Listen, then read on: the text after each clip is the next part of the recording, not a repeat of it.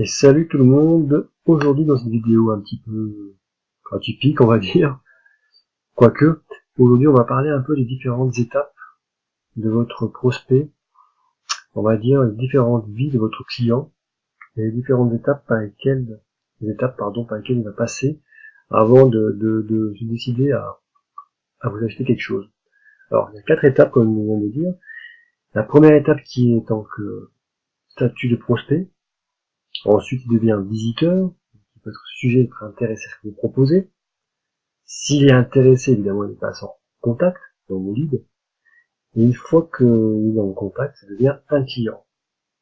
Alors, on va quand même définir avant, en amont, un peu comme les étapes, justement. Qu'est-ce qui amène à votre futur client à être tout simplement votre client? Alors, avant tout, il faut commencer par le fait qu'il y a les visiteurs qui n'ont pas encore acheté, mais qui doivent se sentir avant tout en confiance. Comme tout le monde, hein. Je pense que vous, comme moi, quand vous avez envie d'acheter quelque chose, un produit, vous avez quand même minimum besoin d'avoir un certain nombre d'informations concernant le produit qui vous intéresse, mais aussi d'être un petit peu informé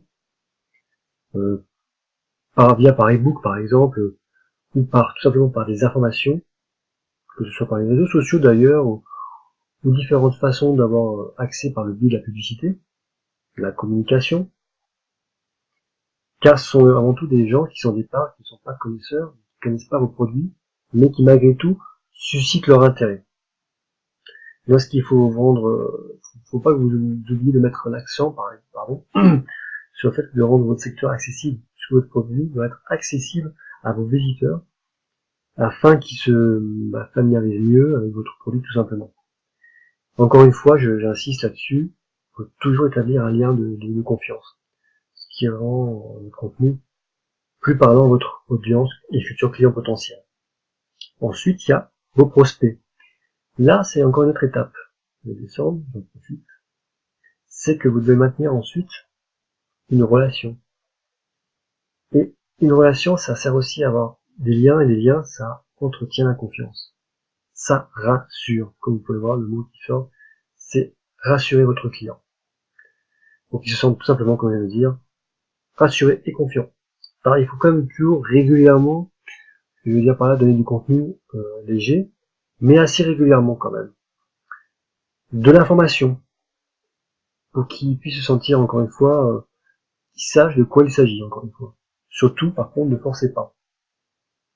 Restez toujours amical, courtois, afin de mieux susciter l'intérêt pour que la personne revienne vers vous. Donc, ce qui est important dans cette approche-là, c'est de donner du contenu gratuit, mais régulièrement, et en même temps, sans être trop insistant aussi, avec un poids de mesure.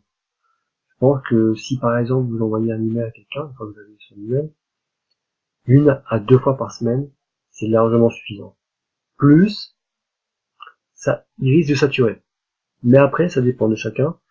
Si vous tombez sur des fans du téléachat, effectivement, ils seront intéressés d'avoir tous les jours du contenu, tous les jours des informations, tous les jours des propositions. Il y a des gens qui sont très à l'affût de ça. Maintenant, dans la majorité des cas, il y a beaucoup de gens qui vont pas forcément regarder vos emails, ils vont se dire, ah, encore lui, encore ci, encore ça.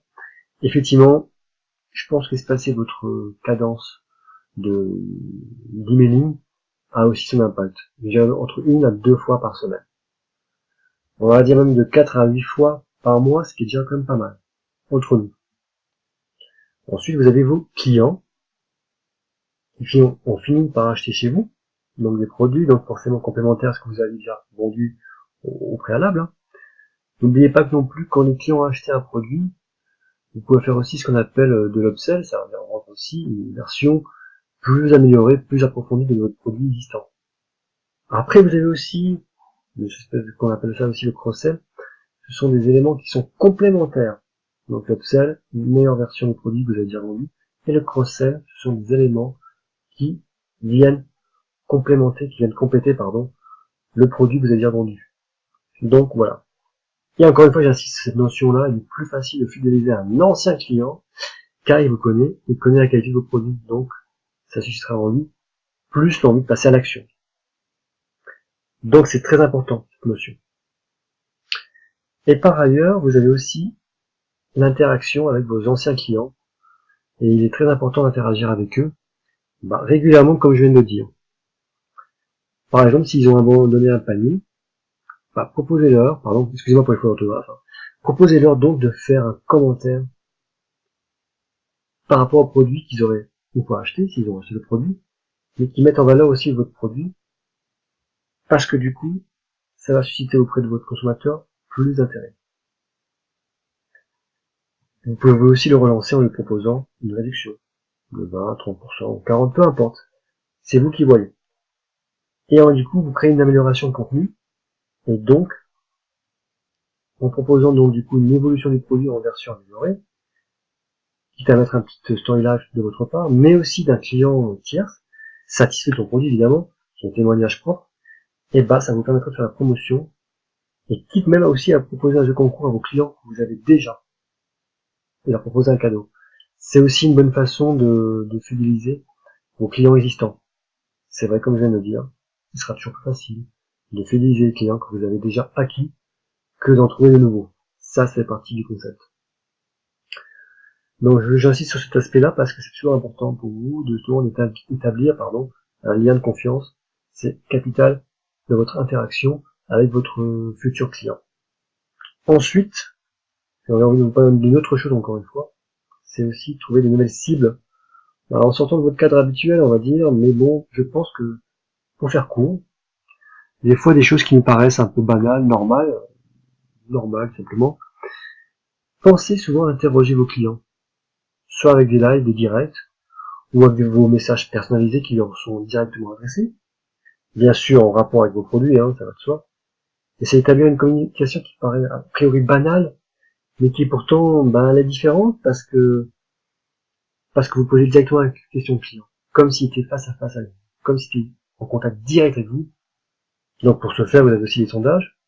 Vous pouvez avoir recours à Messenger, c'est pas mal, votre autorépondeur aussi, dans le cadre du message personnalisé. Posez des questions sur la manière de vous améliorer.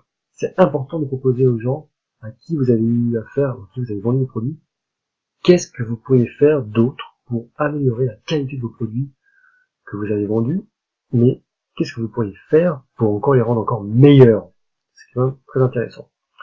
Donc, pour ce faire, privilégiez justement des débats, des controverses, ce qui va engager votre client à interagir avec vous, et ce qui va aussi, pardon pour les photographes, désolé de dynamiser, conscience, ce qui va en fait dynamiser encore une fois l'échange avant tout. C'est très important, vous devez favoriser l'interaction avec vos clients. Je pense que j'ai assez souvent répété dans mes vidéos précédentes, mais c'est toujours bien d'y revenir, et je pense que j'y reviendrai assez régulièrement d'ailleurs. Et ne faites surtout pas de contenu pour clôturer cette vidéo, pour le plaisir, pensez avant tout à votre activité de business. Parce que tout simplement, cela implique du temps et de l'argent, en conséquence, de l'énergie bien entendu, de cette quoi je parle, mais c'est très intéressant cela dit. Et donc, il faut avoir une vision stratégique de votre approche, quitte à aller au-delà des sentiers battus en ayant une approche qui soit déconcertante. Là, je vous laisse libre à votre imagination, mais c'est pas l'exemple qui manque, mais effectivement, pensez à ça, toujours à se démarquer dans votre approche, personnalisez votre approche, établissez des liens avec vos clients, c'est important, un suivi, on ne le redit jamais assez, le suivi, la confiance. Déjà, vous avez vos clients pratiquement à 50-60%. Donc voilà, pour aujourd'hui, je vous ai fait une petite vidéo sur votre approche, entre autres d'instaurer un lien avec votre client, et voilà. N'hésitez pas à commenter, et puis je vous dis à très bientôt pour une prochaine vidéo tuto du genre, et puis je vous dis à très bientôt. Salut!